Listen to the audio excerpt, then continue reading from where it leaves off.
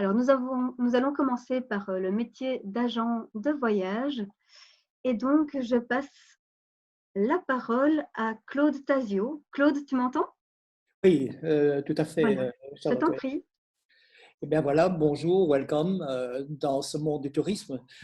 Pour les agents de voyage, euh, vous êtes pour l'instant dans un bouleversement complet. Mais je voulais quand même vous dire que le métier, s'il va changer, ne changera pas totalement et la base va toujours exister. Euh, Moi-même, je suis au départ prof de géo. J'ai quitté ce monde très très vite pour me lancer dans tout ce qui était ma passion, la création de programmes, la vente, le partage, les échanges. Et donc, je crois que Internet, Internet aujourd'hui va devenir nos amis dans tout ce qui se passe. Et ça, c'est important parce que ça veut dire qu'on doit continuer à faire confiance à notre métier. On aura toujours besoin de personnes qui ont une connaissance, qui sont prêtes à la partager et à créer également de nouveaux voyages. Ça, c'est mon message de départ que je vous lancer. Ne pas avoir peur de ce que l'on va dire pour l'instant dans la presse, traumatiser l'ensemble de notre profession. Je crois que c'est un moment difficile à passer et que nous allons pouvoir le surmonter en travaillant, en étudiant, en se formant peut-être d'une façon un peu différente. Voilà, Charlotte, c'est ce que je voulais lancer au départ comme message. Maintenant, je suis prêt à répondre aux questions. Alors, ce que je te propose, Claude, c'est de parler un peu plus, voilà, du contenu du métier. Donc quelle serait une journée type, d'un agent de voyage? Qu'est-ce qu'il est amené à faire durant sa journée? Quelles sont les tâches qu'il accomplit? Ce genre de choses. Ouais, mais d'abord, on se lève comme tout le monde et donc on part avec le cœur à l'ouvrage et puis on arrive dans notre bureau. Alors, le bureau aujourd'hui peut changer, hein. Ça peut être un bureau qui se trouve avenue Louise ou dans un autre quartier de Bruxelles ou une autre ville du pays. On s'installe et puis on prend connaissance de tout ce qui arrive comme demande et on travaille sur les outils qui sont à notre disposition, des outils professionnels que l'on apprend d'ailleurs au cours régulièrement. Et puis, il faut chercher la solution, soit parce que d'autres, comme le tour opérateur, c'est le grossiste dans votre métier, c'est celui qui est spécialisé en tout, comme tu es par exemple, ou spécialisé en des choses beaucoup plus personnelles, comme un autre tour opérateur qui s'appelle par exemple Travel Sensation, où on va chercher l'humain, on va chercher le paysage que personne n'a dans ses catalogues, etc. Et le revendre, ces tour opérateurs revendent à travers les agences de voyage. Donc, on se trouve deux possibilités différentes, soit avec une agence de voyage où nous sommes en comptoir, contact direct avec le client, contact direct ou par téléphone, hein, par email pour l'instant, ou on se trouve dans quelque chose qui est plus gros, dans des bureaux où on crée pour revendre à des agences de voyage. Euh, donc la journée, c'est ça. C'est les contacts, c'est créer, c'est trouver les solutions, chercher le vol qu'il faut, chercher l'hôtel qu'il faut, et on a différents outils pour ça, et puis mettre tout ça en musique pour pouvoir en faire un tout et le vendre à nos clients. C'est la journée type traditionnelle. Maintenant, il ne faut pas croire qu'on est tout le temps derrière nos bureaux, surtout en évoluant un peu dans le métier. Super, merci Claude. Donc là, pour le moment, je n'ai pas encore de questions très précises par rapport au métier d'agent de voyage, mais si j'en ai, je te réinterpellerai, pas d'inquiétude. Donc, je propose qu'on continue et qu'on passe au métier de guide touristique. Du coup, je vais donner la parole à Didier de Saint-Jean, donc qui est là pour nous parler de ce métier. Bien le bonjour Voilà à tous. Didier. Voilà. Bonjour. Bonjour, bonjour. Voilà. Alors, le métier de guide touristique, ben, c'est évidemment, c'est très, très varié. Souvent, je vais commencer comme ça. Si vous devenez acteur, si vous choisissez d'être un acteur de cinéma, quel rôle allez-vous jouer? Vous ne le savez pas encore. Si vous voulez devenir chanteur, quelle chanson allez-vous chanter? Vous ne le savez pas encore non plus. Guide touristique, c'est exactement la même chose. Vous allez devenir un guide touristique et puis votre carrière, elle va partir dans tous les sens que vous voudrez. Vous pouvez être guide touristique, accompagnateur de voyage et travailler pour des agences de voyage et accompagner des touristes à l'étranger. Vous pouvez aussi être guide touristique chez vous, à côté de votre jardin, dans je ne sais quel site, abbaye ou autre. Vous pouvez aussi être guide touristique dans des musées. Il n'y a pas de limite. Je connais des guides touristiques spécialisés en danse, d'autres même spécialisés dans les chaînes de montage de voitures. Leur métier est de guider chez Volkswagen. Vous voyez un petit peu? Donc, nous, ce qu'on va faire ici, c'est vous donner des outils, c'est vous apprendre, à vous guider, à avoir de guidage plus professionnel possible, à pouvoir parler en face de groupes, parfois très grands, hein. Parfois on peut avoir des groupes allant jusqu'à 30 personnes dans le cas des voyages, ou des groupes plus petits et dans tous les domaines. On vous donne les outils, et quand vous avez les outils, alors vous avez tout un univers qui s'ouvre à vous en fonction de vos goûts, de vos désirs. Il n'y a pas de limite dans le domaine du guide touristique. Voilà, mais sinon, on peut faire ça aussi de manière très variée, c'est ce que je fais, moi j'aime bien quand ça change. Donc, je vais donc faire un peu de voyage, un peu de guidage, dans mon cas, au Centre belge de la bande dessinée, un petit peu de tour de ville. Voilà. Je vais partir avec des Belges à l'étranger, je vais accueillir des étrangers chez nous. Les langues, bah oui, ça dépend. Vous pouvez donc apprendre plusieurs langues et en fonction des langues que vous parlez, ben, vous guiderez plus ou moins suivant avec différents groupes. Voilà, donc c'est ça, c'est un métier, c'est pas un métier, c'est une passion, c'est une joie. Pour moi, c'est plus qu'un travail, c'est quasiment ma vie. Voilà, vous savez, je vais vous dire, Édith Piaf disait, si je ne chante pas, je meurs. Moi, je vous le dis en plein confinement, si j'arrête de guider, je meurs aussi. C'est pas possible, c'est une passion, ça. C'est plus que parce que ça va évidemment au niveau des horaires, ça il faut savoir hein, que vous allez travailler le dimanche, le samedi, qu'il n'y a pas d'horaire. Hein. Claude disait tantôt, on se lève le matin. Nous, c'est pas sûr qu'on se lève le matin, non, c'est pas certain parce qu'on peut faire des nocturnes. On peut aussi parfois aller chercher des gens à l'aéroport de nuit, pas d'horaire. Vous n'avez pas d'horaire, voilà, c'est tout un métier d'aventure. En tout cas, un métier qui chasse la routine, mais alors sérieusement, quoi. Si vous voulez, c'est vraiment le métier où on ne sait jamais de quoi la semaine prochaine sera faite et c'est ça qui rend les choses passionnantes. En tout cas, je termine en vous disant que ce métier m'a rendu heureux. Voilà, ça fait plus de 20 ans maintenant que je le fais. Et chaque jour, quand je vais travailler, je n'ai jamais ressenti l'impression de devoir travailler. C'est toujours une joie d'aller guider. Vous voyez ma Super. souffrance en ce moment-là. Un tout grand merci, Didier. Ce que je vais faire maintenant, c'est passer la parole à Vinciane Hervers pour expliquer un peu plus, je veux dire de manière plus concrète, la formation, comment ça va se passer au niveau des cours. Alors, on a une première question de Monsieur Saïd qui demande si l'agent de voyage excusez-moi, j'admets quelqu'un dans la salle d'attente, donc nous sommes rejoints par 2 nouvelles personnes. Donc, vous vous déplacez pour avoir des connaissances des destinations que vous proposez. Est-ce que l'agent de voyage se déplace pour prendre connaissance des destinations proposées? Donc, je propose d'abord de donner la parole à Madame Hervers pour tout ce qui est questions relatives à la formation. Et puis, Claude Tasio pourra reprendre la parole pour la question de Monsieur Saïd. Voilà. Ben, écoute, Vinciane, c'est à toi, je t'en prie. Ok. Alors, en ce qui concerne les cours d'agent de voyage, donc les cours d'agent de voyage sont dispensés en 2 années de formation, 2 années de formation pour obtenir le diplôme chef d'entreprise agent de voyage. Les conditions d'admission sont assez larges.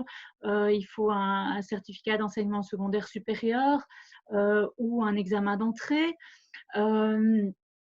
Les cours se donnent à raison de 8 heures de cours par semaine, 8 heures de cours qui sont essentiellement sur le mardi, après-midi et soir, donc de 14 heures à 21h30, avec également quelques matinées peut-être sur les lundis, puisque on a des cours qui sont dispensés en sous-groupe. Donc ça veut dire que pour des cours qui sont plus particuliers, comme notamment la création de produits touristiques, bah, c'est important qu'on soit dans de plus petits groupes pour pouvoir vraiment aborder la matière de façon la plus optimale possible. Donc, il est possible effectivement qu'il y ait un autre jour que le mardi. Le stage, alors, n'est pas obligatoire, mais vraiment, il est vivement conseillé. Si vous voulez vraiment faire ce métier, vous allez vraiment apprendre plein de choses sur le terrain et notre enseignement et notre formation n'aura de sens que si vous pouvez, en tout cas, la pratiquer via un stage. Je pense que la déléguée à la tutelle ici présente pourra nous le confirmer.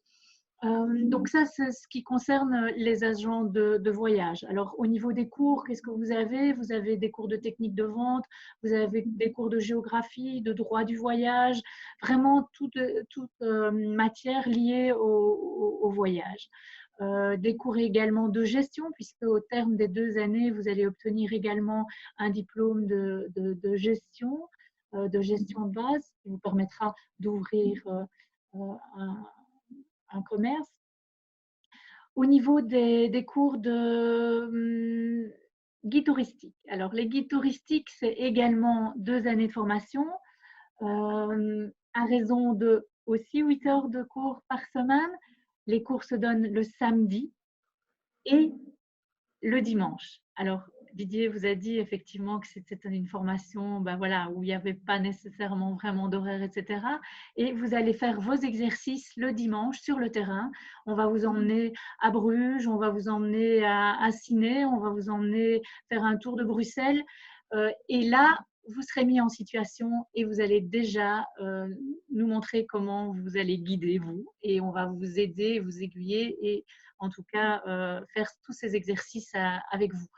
Donc, c'est une formation effectivement qui demande quand même pas mal d'investissement puisque vous allez être occupé presque une dizaine de dimanches sur l'année, plus le samedi. Donc, voilà, c'est une formation qui est très prenante, mais qui peut être évidemment passionnante.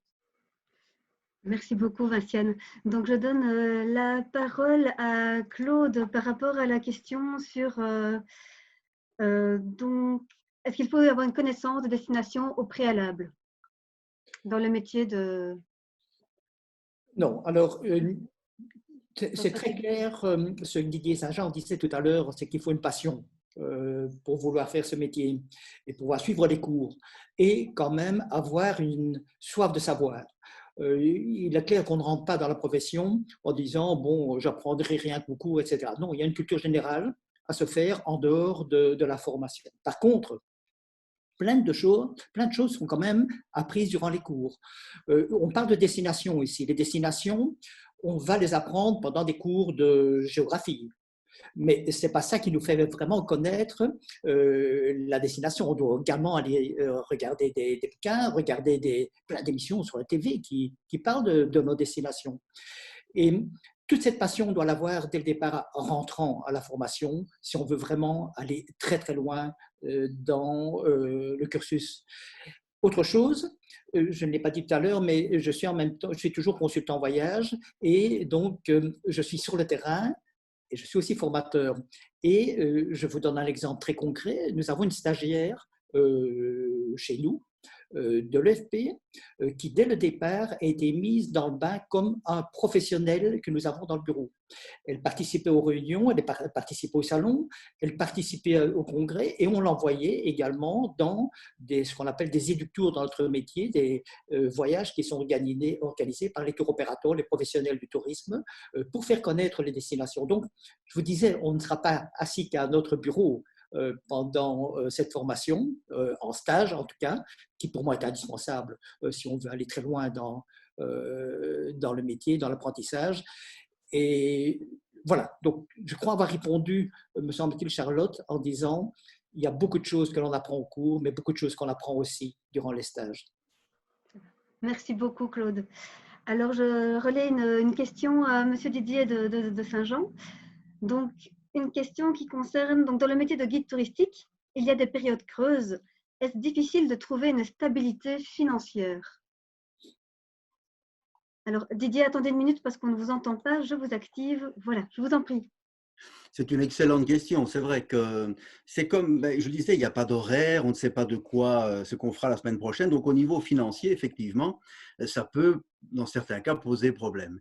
Maintenant, des périodes creuses, écoutez, dans ma vie, j'ai connu une période creuse, vraiment ce qui s'appelle creuse. C'est une période où il y a eu une épidémie, où on est resté bloqué chez soi à cause d'un virus, le Covid. Mais c'est la seule période de ma vie où ça a été creux. Sinon, il y a toujours… Nous avons la chance d'être dans un pays, finalement, où il y a beaucoup de mouvements. Donc, je vous dirais que de vraies périodes creuses, il n'y en a pas. Il n'y en a pas parce qu'on va avoir des musées en novembre, on aura des marchés de Noël en décembre, on aura en avril, mai les voyages scolaires et on aura aussi en juillet, août la visite de touristes étrangers, hein, hors contexte actuel. Hein. Donc dans ce cas-là, ben, forcément, non, on peut, si on veut, on peut travailler toute l'année et en faire un métier. Beaucoup de gens choisissent d'en faire un travail occasionnel. Ça peut se faire aussi. Ça, c'est pour des raisons de, on va dire, de choix, de vie sociale et familiale. Mais si vous êtes motivé et que vous voulez en faire un métier à temps plein, c'est possible, à condition bien sûr de travailler, d'accepter de partir et compagnie. Oui, oui. Sinon, oui, financièrement, c'est jouable. Je vais même dire, bon, je ne veux pas non plus tout annoncer comme ça, mais oui, il y a moyen de bien gagner sa vie en tant que guide touristique, même très, très confortablement. Voilà. Voilà, mais tout ça, c'est un choix. Bien savoir, hein, c'est un choix, c'est très important. Si vous voulez ne pas travailler le week-end, être tranquille le dimanche et compagnie, alors il vaut mieux le faire activité accessoire. Si on y va à fond, oui, c'est un métier à temps plein, c'est possible. Merci beaucoup. Alors, j'ai une question qui m'a été posée en privé que je relais à notre délégué à la tutelle. Donc, les stages, est-ce qu'on peut les faire n'importe où? Voilà. Donc, attends, parce qu'on ne t'entend pas encore.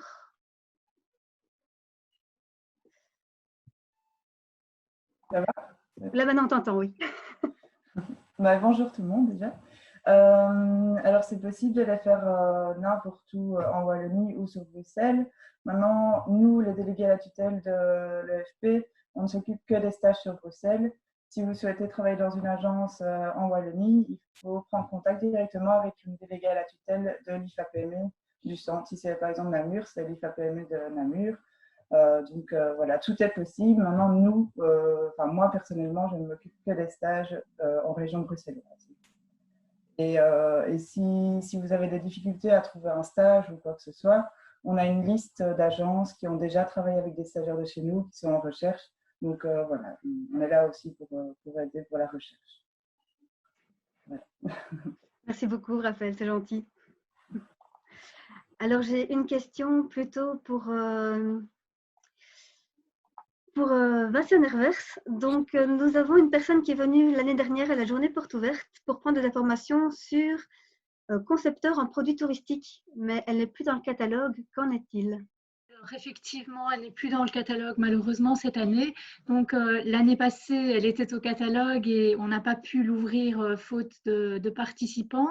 Cette année, on a dû faire un choix par rapport aux différents métiers qu'on allait proposer. Celle-ci, malheureusement, ne s'y retrouve pas, mais elle est prête et nous ne désespérons pas, en tout cas, de pouvoir la remettre au catalogue en espérant vraiment l'année prochaine, parce qu'on pense effectivement que cette formation de concepteur de produits touristiques va pouvoir justement répondre à certaines questions et à l'évolution, en tout cas, du métier actuel dans le tourisme. Mais malheureusement, pour des raisons, différentes raisons, cette année, on n'a pas pu la mettre au catalogue.